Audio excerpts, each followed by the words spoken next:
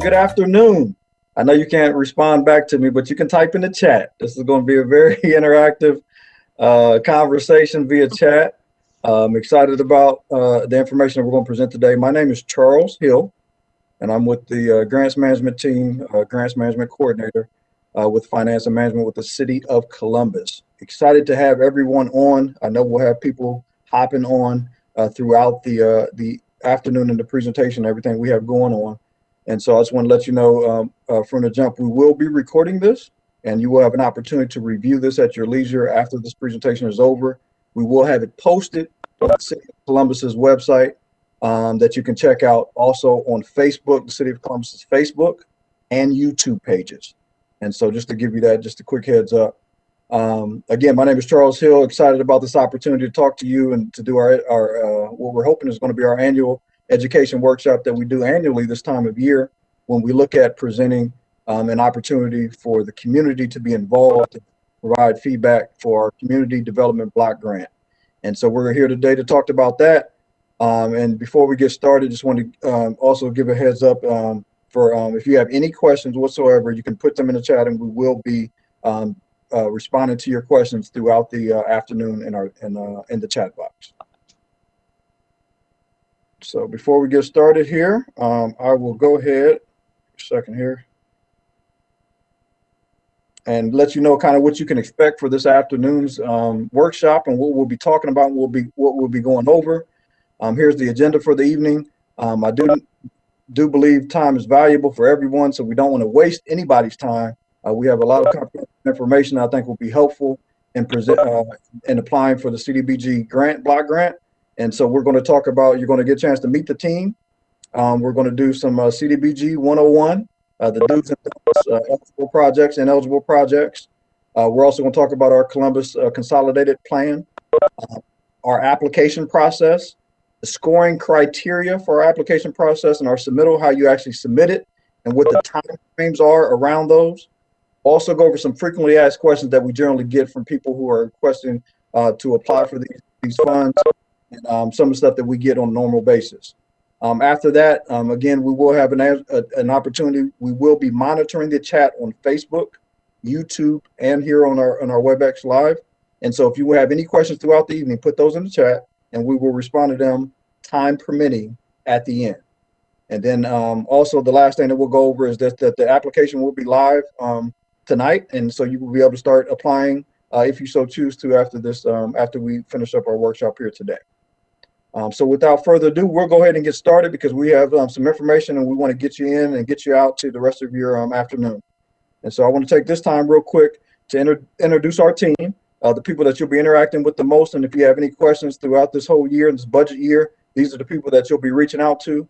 We have our division administrator, our finance management division administrator, Mr. Adam Robbins. Again, for those who joined late, my name is Charles Hill. I'm the grants management coordinator under the finance and management, and I've been with the team a little bit under a year right now. And so with that, I'll introduce the team, Matt LaRoche. Hi, everyone. My name is Matt LaRoche. I'm the budget management specialist on our grants management team. And my name is Lucy McMahon. I am the management analyst for the grants management division. I'm Robert Morris. I am a planner with the grants management division. Been with them just about a year now and excited to be a part of this group. Awesome. And also want to take a chance to, I know we may have some city council members who have attended, who are attending today. Want to give a quick shout out to all of our city council members and staff who are attending today's workshop. Thank you for attending. Thank you for your support, and thank you for what you do in the community. We also have other city departments, all of our city departments who utilize CDBG dollars, community block grant dollars. And then we also have a special guest that I'm excited for you to be able to meet actually today. He's actually our senior field representative from HUD. And as you know, this is a relationship not just of the City of Columbus, but with the federal government. And so I want to introduce our special guest real quick to introduce himself and how he works together with the City of Columbus. Brian. Thanks, Charles. As Charles said, my name is Brian White. I'm a senior community planning and development rep over here at the Columbus field office. And Our Columbus office basically deals with all the what we call the ARD grantees, which is pretty much cities and counties within the state of Ohio. So our relationship is primarily we're working mostly with the grants management team over there on the different HUD grants that the city has through our community planning and development division. And basically what that is just kind of giving them oversight, which is sometimes it's offering technical assistance, sometimes it's doing monitoring, sometimes it's kind of doing both. But we definitely appreciate the partnership we have with the city of Columbus, and definitely look towards working with you as we have in the past and into the future. So is there anything else, Charles, that you wanted me to add, or is that good enough? That's awesome, Brian. Thank you for joining us. Thank you for taking the time, and thank you for all your help and your support. No problem. Anytime. No problem. And just one more shameless plug before we get going. I know you're supposed to do this at the end, and thank yous, but I always want to publicly thank my team. I think I got the A team with grants and management. They've taken a lot of time, a lot of effort, and really do care about the community and the city of Columbus. And for all their hard work and diligence, they've worked really hard on this presentation, and excited for you to hear this information. So again, thank you, team. And we'll jump right into it. So we'll start out with Lucy. Lucy, you got a question for everybody? Yeah, so we're trying to get an idea of who all is on this call. I see we have 36 attendees in the meeting, and then about 11 watching on YouTube. So we're going to be using the chat box. The meeting platform that we're using doesn't have a lot of options to make this super interactive, but we do want to try to engage you. So throughout, we're going to be asking some questions, the first of which is up on the screen. So we're talking about who's on the call. So answer yes or no in the chat box on the right-hand side of the screen. Are you a representative of a local nonprofit funding for programming to serve Columbus residents? Got an answer from Cheryl, who works for the city, so that makes sense. And then a yes from Monica with Columbus Urban League. So I have a number of chats that are coming in, Lucy. I'm not sure if you're seeing these, but some of them are Columbus Works, Central Community House. It looks like Star House is here, Breathing Associates is here, Cultivate CDC, Homeport. Thanks, guys, all for being here. We are excited about the opportunity to meet you all and work with you all.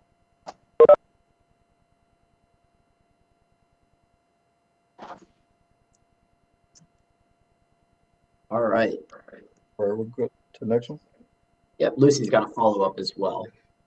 Yep, so just wanted to ask also, do you represent a neighborhood organization, or do you serve the entire city of Columbus?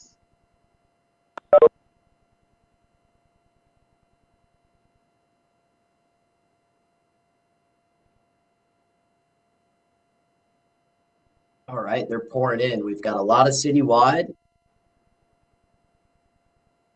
Yeah, Robert, I think you see more than I do, so thanks. Yeah, no problem. We can kind of work in tandem here. Got the Southside Community Action Network.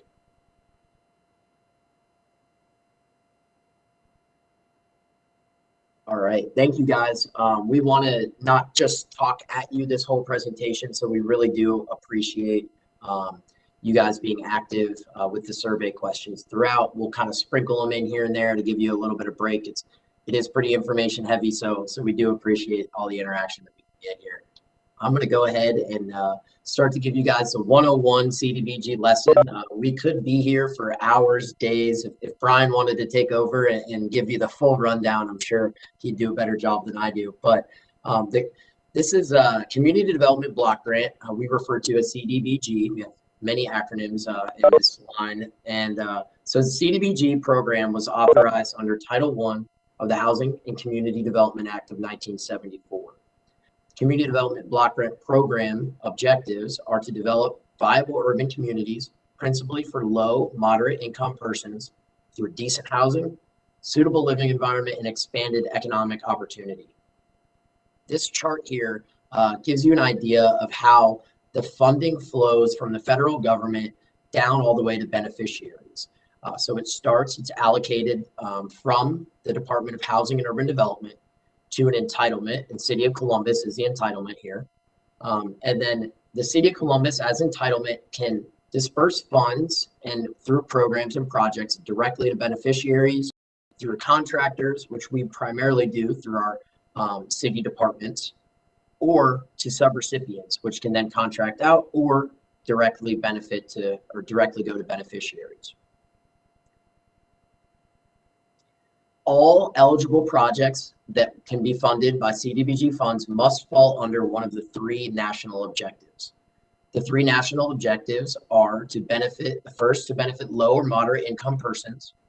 The second is to prevent or eliminate slum and blight. And the third is to meet an urgent need.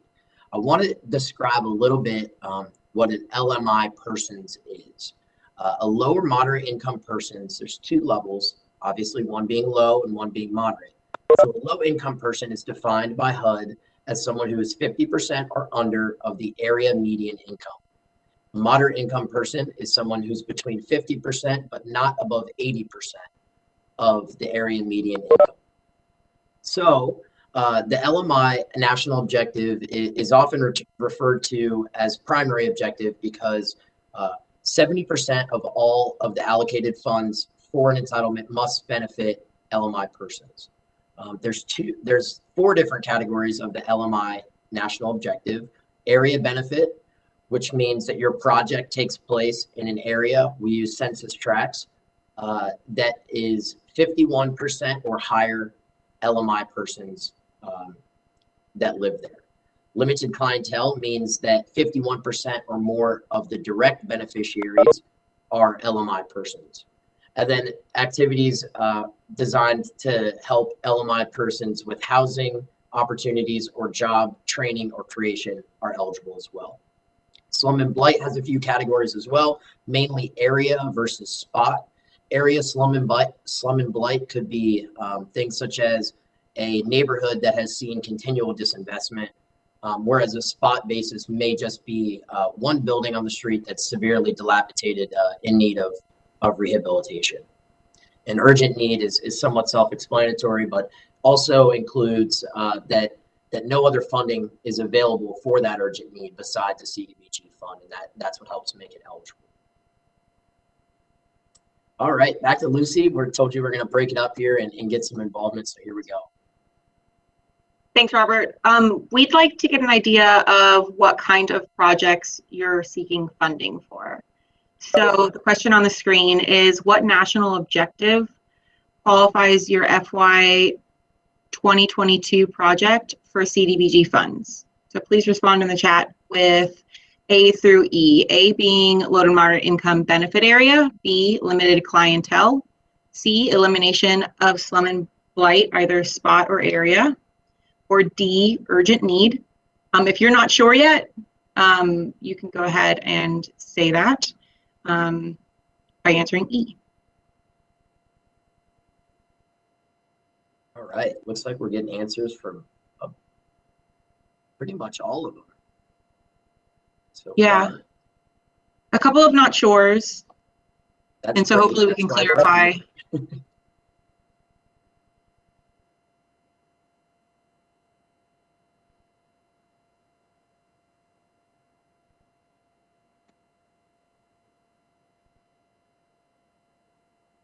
All right.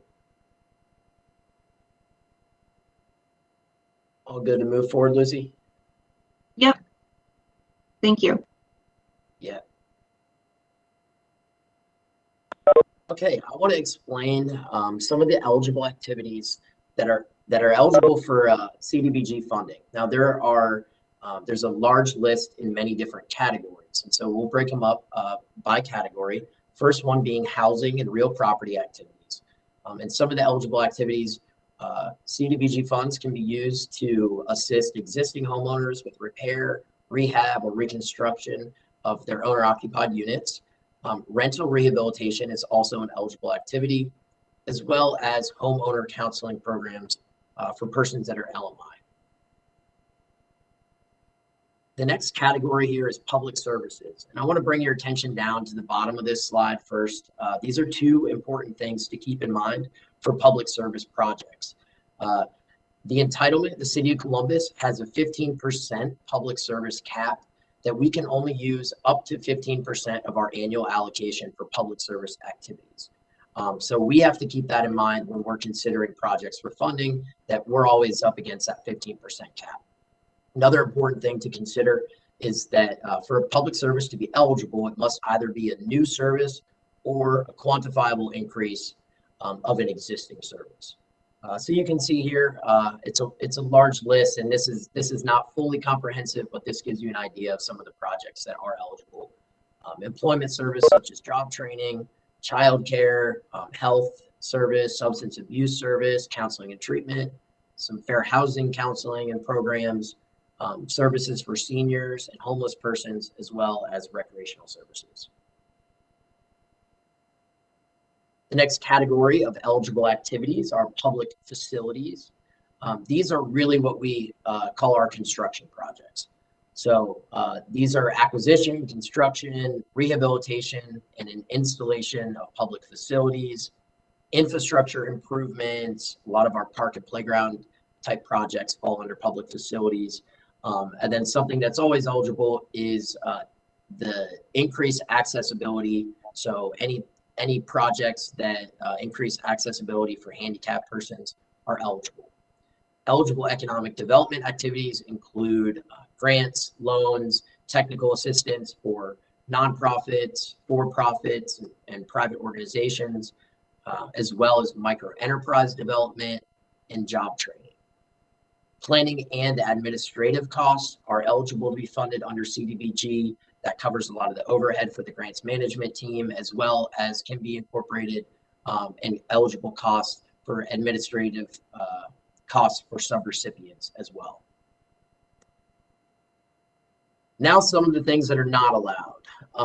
The following are ineligible activities for CDBG funds.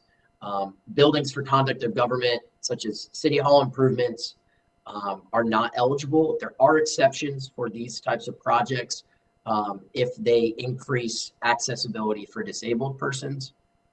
The other exception for government buildings would be community service centers. General government expenses are not eligible. As you see there, trash pickup or operating budgets, things for the general operation of government are not eligible. Political activities are not eligible to be funded with CDBG dollars. And that does include things like get out the vote drives. So just to keep in mind that those things are not eligible. There is community-based development organizations are the way that new construction of housing is eligible under CDBG program. So these are eligible when the city pairs with a community-based development organization. And it did look like we have some CBDO attendance here on the call. So just know that you are excluded from that being an ineligible activity. I'll push it back over to our survey czar. Yeah, thanks. So we're again trying to get to know who's on the call and what your needs are. So the next question is, are you seeking funding for a public service project or a construction project? So another option would be economic development. Please respond in the chat box. Looks like a lot of public service.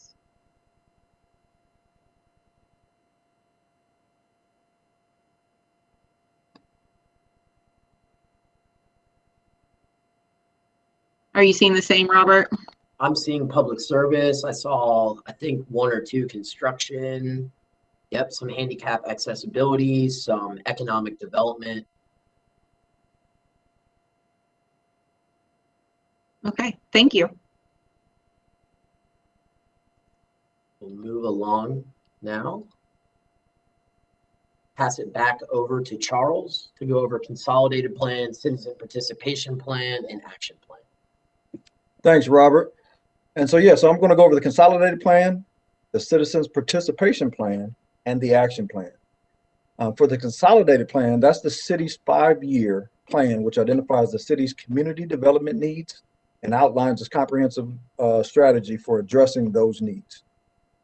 Within the Consolidated Plan, inside the Consolidated Plan, we developed the Citizens Participation Plan and the Action Plan, and I'll go over those a little bit more in detail here shortly. The city's priority needs were identified through a strategic planning session, which brought together representatives from multiple city departments. And within those, during the session, we discussed a resident survey that was taken, the stakeholders focus group, and we also had revealed the results of a needs assessment analysis that was performed during that session. What was brought out of there was 7 priority needs. So the 7 priority needs that came out of that study and the sessions that we did was an increase in access to affordable housing, an increase in self-sufficiency for low-income residents, and homeless and mitigation prevention, and also an increase in public safety and improved health outcomes. Based on those 7 priority needs, the city has developed 13 strategic goals. So on one hand, we have the needs, and then on the other hand, we have the goals. So we have the priority needs that develop the 13 strategic goals. Not going to go over all 13 of them right now. We'll have that for your display later, but that details our 5-year consolidated plan, which runs through 2020 through 2024. So we're right now currently in year 2 of our 5-year plan, which was developed. And we have our 13 strategic planning goals from there. The 3 that I do want to highlight, because they will be considered for additional consideration in your application if you apply this year, are the 3 that I wanted to highlight was fostering business expansions in areas of need, a project with fostering development of skills and residents in need, and providing educational and youth recreation programs. Those 3, and we'll talk about those a little bit later in the application process, but those 3 right there will give you some additional consideration for funding this year. I want to talk about the Citizens Participation Plan. This right here, which we're holding today, is part of the Citizens Participation Plan. We want to make sure that we get input and feedback from the community at large. But within the Citizen Participation Plan, it contains the city's policies and procedures for public involvement within the Consolidated Plan. The city provides several opportunities for stakeholders and citizens to provide input in multiple stages in the development of the Consolidated Plan. So one quick note on that is that we already have our Consolidated Plan now through 2024. We'll also be doing another one for 2025 through 2030. So that's another consideration that can, if you want to be involved in that as we move on later on in a few years. The way that we can be involved, the way that you can be involved as a community citizen is through our community outreach portions, our public hearings like we're having today, access to information, our technical assistance opportunities that we had, and timely responses to complaints and the grievances that you all send to us. And lastly, I want to talk about the action plan. The action plan, again, is inside of the Consolidated Plan, and it acts as a guide to direct the allocation of HUD funds in a manner that maximizes community impact and prioritizes funding for the city's most pressing housing and community development needs. There is also an opportunity for you to provide feedback and input. There's a 30-day public comment period that begins once we present the action plan to our city council members. The city utilizes, and how we come up with our actual budget for the action plan to put it in process, is the city utilizes an estimated budget for the coming year's program. In order to plan for the city funding, an estimate is based upon the year prior's allocation and an estimate of the program income expected for that year. Turn it back over to Lucy for another question for you. So next question for the chat responses. Again, thanks for participating, everybody. Does your project provide an increase in affordable housing? Please answer yes or no in the chat box. Got one yes. While everyone's taking some time to answer these, I want to address, there was a question that I can answer quickly. These slides will be available on the city's grants management website starting tomorrow.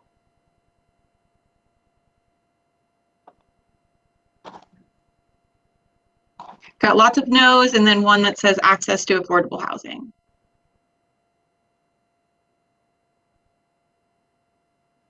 Next, please. Again, just trying to get an idea of your projects. And then also, again, these are our priority needs this year. So please identify if your project will meet one of the city's 2022 priority goals. So does your project, 1, foster business expansion in areas of need? 2, foster development of skills for residents in need? And 3, provide educational or recreational youth programs? Could also say other or no.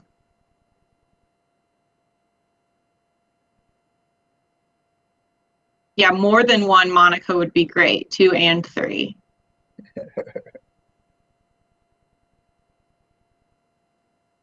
STEM programming. So again, we're trying to match what's eligible with what we see our community needs are. And it looks like you guys have some projects that would fit our funding source. So thank you for filling us in. Independence for disabled adults. Disabled adults are actually a limited clientele, so that would also be eligible. Great, thank you.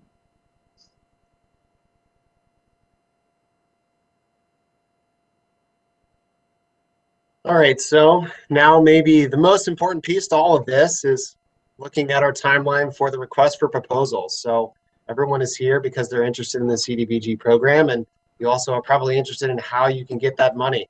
So the 22 proposals, the actual RFP was released into Bonfire, which is a web-based application for submitting proposals and scoring proposals, and that was released this morning. So if you were to search on Bonfire Hub, it's at city or .city of Columbus, .something or other. We'll have the link here for you shortly. You can go to that link and register and view the RFP live. The question and answer period will start today and run through Monday, June 21st. The proposal due dates will be on a Thursday, July 1st at 12 p.m. We cut off the question and answer 10 days prior to the final proposal due date. So it gives our applicants ample time to respond to any questions and any responses that we've given to finalize their proposals without any major changes. The review period for the proposal will be between July 1st and August 31st. That'll happen in conjunction with review of any interdepartmental proposals that we receive from throughout the city. And then once we've been able to review our proposals and come up with some funding determinations, we'll send out award recommendations to all the subrecipients and all the city departments that might receive funding for the FY22 year. We'd like to send those out by the end of August. And at the same time, we'll be submitting our proposed annual action plan according to those budgets and those awards to City Council for approval in September. So it'll go through our normal legislative process for approval. Once it's approved by City Council, we'll prepare written agreements in October, and also individual legislation to authorize those contracts with our grantees. And then, of course, the beginning of the grant period is January 1, 22 through the end of the year, December 31st.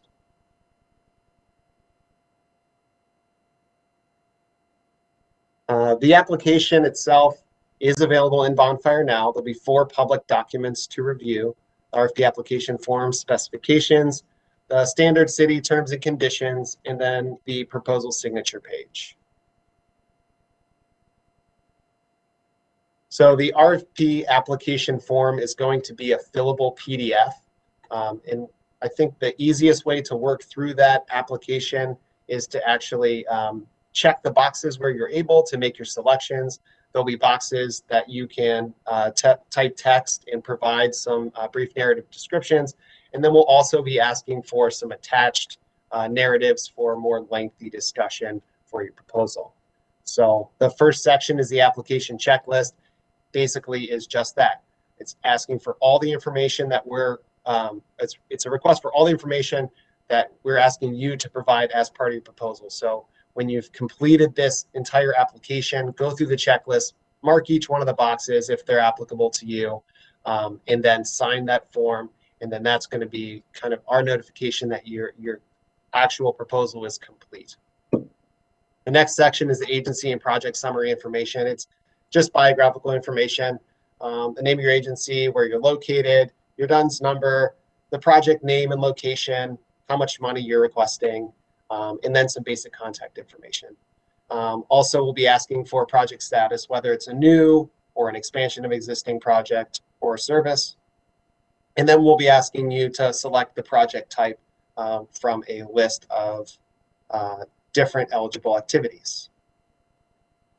The lettered sections A through E will be the sections that we'll be reviewing, and those will be scored.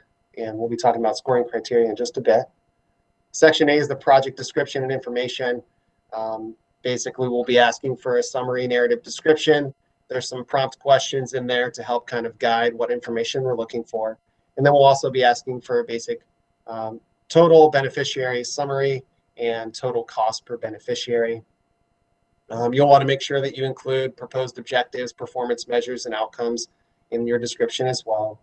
And then obviously we'll be asking for a timeline to make sure that your proposal will meet the 1-year guidelines, which is what we're requesting for FY22. Section B is the project eligibility by national objective. As we've stated before, your project has to meet one of the 3 broad national objectives. Here's where you'll make your selection on which you think you'll be meeting. You should only select one, and you'll be able to provide an explanation directly into your form, in a narrative form, to explain or justify your selection for that national objective. Section C is the Consolidated Plan priority needs and objectives. I know they're listed here. They're also listed again, I believe, in the solicitation specifications, and they're on the website. They're in our con plan. You can find these all over the place, but basically we just wanted to put them in here. So again, it's quick to reference.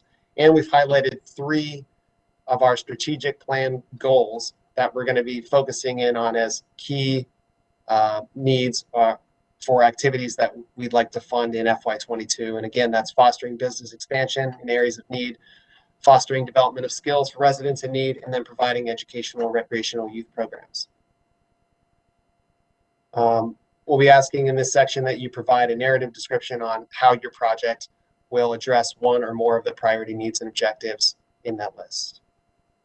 Section D is the agency information, background, capacity, and experience. We'll be asking for a brief description of the history of the agency, primarily where you operate, service area or locations, what types of services your agency provides, and then the number and characteristics of the clients that you serve. And then also we'll be asking for the experience that your agency has with federal programs. And we ask that you provide a time frame and funding amounts for all the programs or federal funding that you have any experience with. Also, we'll be asking for an organizational chart that should detail the administrative framework and staff positions and how the proposed project will fit into your current organizational structure. We'd like you to provide a list of key agency personnel, including the member staff name, position, title, years of experience, and list of responsibilities for the project. If it's a new or vacant position, we ask to just indicate that in place of the name, and in place of the desired in place of experience, we just put the desired experience for those applicants for vacant or new positions. Also, we're asking that you provide information about who is going to be monitoring and reporting the implementation of the program and who's going to be responsible for reporting that to our city contacts. And then lastly, for this section, we'd like to see the agency's current operating budget, itemizing revenues and expenditures, and identifying commitments for ongoing funding, if applicable, for match. And then also we're asking for more information about your fiscal management for your agency, including financial reporting, record keeping, accounting systems, procedures for procurement, and then any audit requirements that you have for your agency. The last section, E, is our estimated project costs and funding. So we're asking here for you to provide a budget summary for the total proposed project costs and all sources of funding for that project that you're proposing. So for construction projects, we'd like to see a professional engineer's estimate that should be divided into major infrastructure sections, including engineering costs, construction management costs, inspection costs, etc. For non-construction projects, we'd like you to utilize cost principles according to 2 CFR 200 when preparing your budget according to federal guidelines. If you have a multi-phase or multi-year project, we ask that you provide separate narrative description and how the project budget for FY22 is going to fit into that timeline for all phases and funding and sources for that plan. And then if it's a public service, make sure that you're providing a budget for the 1-year operating budget for FY22. And we'd like to see what your agency's plan would be to secure future funding to ensure sustainability of the program. Since we're funding a new program or expanding existing program, we want to make sure that if we're funding it one time, that we have the ability to keep the program going. So it's kind of, would consider CDBG funding kind of a Kickstarter to get these projects going. Of course, you can include CDBG funding as future funding sources, but we'd like to see that there's going to be some match funding for future support as well. All right, so the next document that you'll see is going to be the RFP specification. So this is more of a standard RFP document that you might expect to see. There are a few major sections here. Number one is the project description, just basically is the scope. And it says that we are announcing the availability of $5.5 million in CDBG funding for external proposals from our agency partners. Section 2 is the CDBG program background. There's a couple links in here to the Title 24 HUD CDBG CFR, which basically details all the laws, rules, and regulations regarding how you can use CDBG funding. And then also there's a training handbook called Basically CDBG. There's a link in there as well. And it's going to detail all of the information we presented today and so much more. Those are both really good references and good sites for you to reference if you're putting together your proposal. Also within this program background and the specifications, we go through a little more detail, all the basic eligible activities. Robert's kind of hit on those already, so I'm not going to repeat what he's already said. I think there's also a section in here about administrative costs, planning costs, and then a statement of ineligible expenses and activities as well. So there's a lot of good information in the specifications here. Again, use this as a reference when preparing your proposal. The next section is the applicant eligibility requirements. So basically says that you're going to submit a proposal for eligible projects as outlined in section 2. And any projects that don't meet one of the 3 national broad objectives will not be considered for funding. It's also included as one of the scoring criteria, but if you don't complete that section, you don't meet one of those requirements as one of those 3 objectives, we're not going to consider the application further for funding. Also, you should have experience providing services in the development or implementation of the projects that are contained within your proposal. Again, we don't want to hire someone to pour cement if they've been running an ice cream stand their whole life. So we want to make sure that you have the experience necessary to actually do the work that you're proposing. More standard stuff, kind of not be debarred or suspended from working on federally assisted projects with Ohio or the City of Columbus. You must have a City of Columbus contract compliance number and be registered with vendor services. That's in order to actually get a purchase order with the City of Columbus. So we'll walk through that process once the time comes. And be in accord with U.S. housing and urban development standards for culturally and linguistically appropriate services to implement strategies to recruit, retain, promote diverse staff and leadership representative of the demographic characteristics within our service area. And then finally, have the capacity to implement the funded programs and the administrative and fiscal capacity to implement the project in totality. The next section is compliance with applicable laws, rules, and regulations. In this section, you're going to find a whole broad list of citations from the codified federal regulation. Again, these are just all the applicable laws. If you're interested in why we have certain requirements, it's all going to be because of these citations here. The next section is our submission information. And at this point, I'm going to turn it back over to Robert to go through how you're going to do your submission and then what we're going to look at for scoring proposal formats. Thank you very much, Matt. I am pasting now the link. We got a question to share the link in the chat. And that is the link there to the bonfire portal. And so You'll go on there and you'll register if you're a new vendor. There's a place to go in there and to register a new vendor account. So again, all bids must be submitted electronically through Bonfire. We're asking that the links there again on the slides, and the slides will be available starting tomorrow.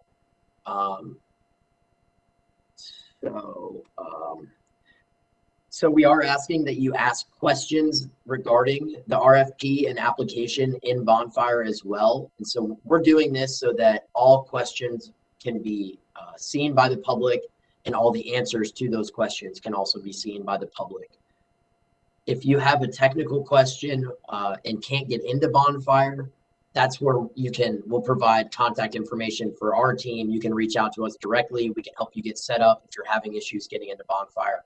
But all application specific questions, again, we do ask that you put those in the Bonfire system so they're all public. Applications are due Thursday, July 1st at 12 noon local time. They must be, all applications must be received by then for consideration for funding. Matt went over the timeline earlier, but to reiterate, applicants will be notified no later than Tuesday, August 31st of funding recommendations. We'll let you know if your project is funded, at what level, and at that point, we'll also let you know if your project did not get funded for fiscal year 2022. The scoring criteria is as follows.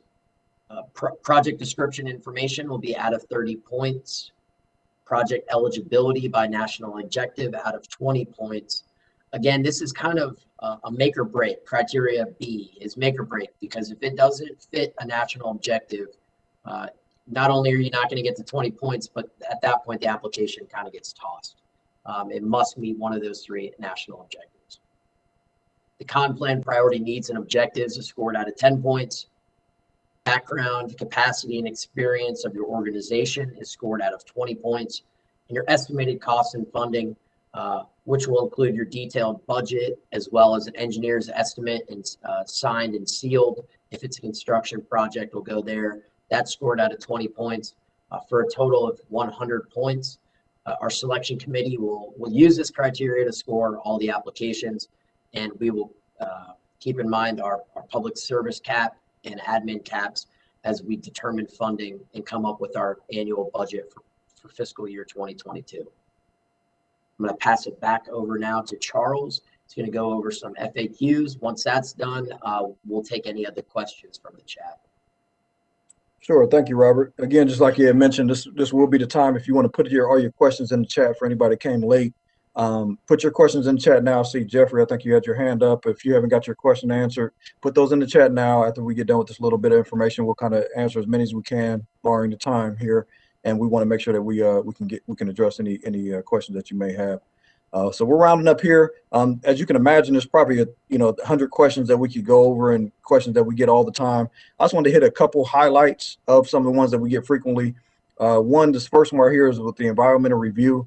Robert leads up that opportunity there, but all funded projects will require an environmental review to ensure that they meet the standards that we have that's set up by HUD. And so that needs to be conducted by us. So we need to set that up prior to. So that is a qualification in order to get the actual funding. The other one is federal labor standards. We go by Davis-Bacon rules on that. It applies for all projects funded in whole or in part by CDBG with construction costs under $2,000. So we do go by that standard, and we need to make sure that is a part of the process. And the last one, which is a newer one, lead-based paint. All residential rehabilitation and construction activities must comply with the 24 CFR Part 35, Section 401 in that lead-based paint prevention act. And so these are some basic ones. Last one, grants management internal control policy includes increased records retention and reporting requirements. You need to make sure that all the reporting requirements, we have a list of those that you'll need to report back to us for monitoring and things of that nature. And so we'll go right along. Do you have any other questions, Robert or Lucy, that you've seen in the chat that we didn't address here? Go through, hold on. Oops. Oh, you got it? You got it? Yep. Okay. Pull it up. All right. All right. So just a question that just came in. This section is being recorded.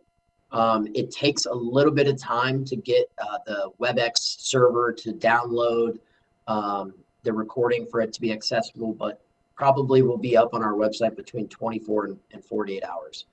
And again, the slides will be available at some point tomorrow, probably before noon.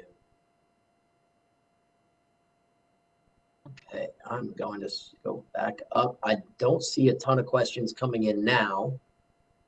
Lucy, do you have anything on Facebook or YouTube? I don't on YouTube.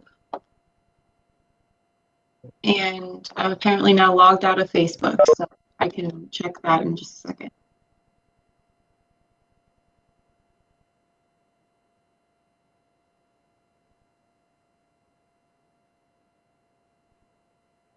I'm going to move ahead and I'm going to put up this final contact info slide so that if you do have a question, we'll still give you guys a few minutes to think of anything.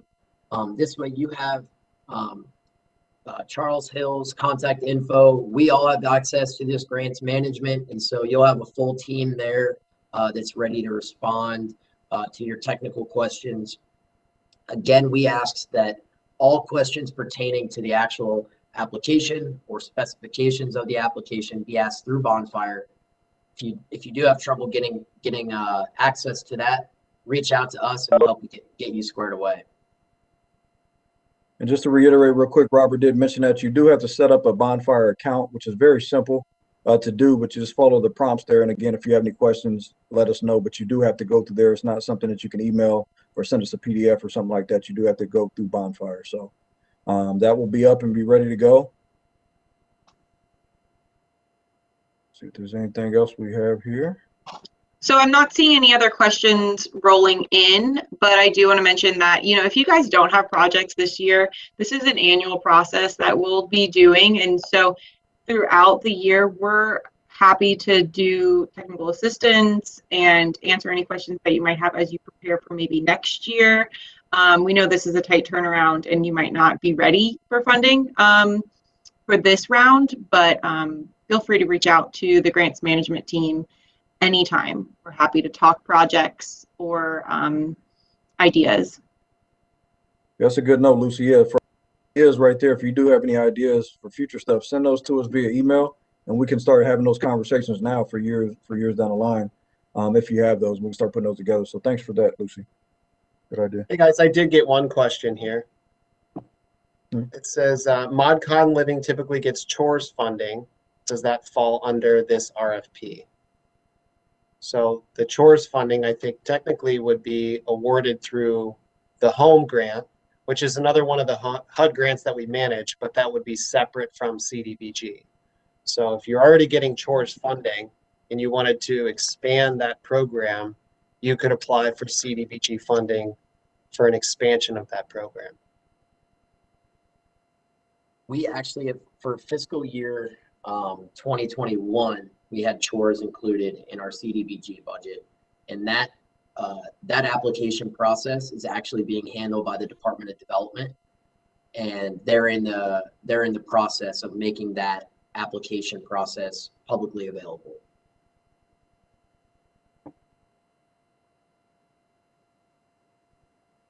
Awesome. Okay, so I want to make sure we got everybody's questions there. Nothing else in the chat, right? Okay. I don't see any other questions. Okay, we will not hold you. I just want to, before we get going, just a couple quick reminders again. This information, the slides and everything that we have will be put up by tomorrow. The Bonfire and everything will be set up by tomorrow also, so you can go in there and you click on the link. Actually, I think they're set up today. So you can go in there and click on the link. Our email is right here on the screen. We'll leave that up here just for a quick minute if you need it, and you can send us that information. Thank you to our HUD representatives, Brian White and his team, for your support and everything, getting that out. Thank you for City Council for coming and supporting us. Thank you for city departments for all the work that you're doing there. And thank you all the audience, for everybody, for you coming out, listening to us, and asking questions and staying engaged. We appreciate all your support there. If there's anything that we can do to help you get these projects out, please don't hesitate to let us know. So thank you for joining us. We're going to go ahead and sign off right now. We'll keep this up for about another minute in case you want to write down these numbers or get that the web link, and then we'll go ahead and sign off. So have a wonderful day, and we'll talk soon.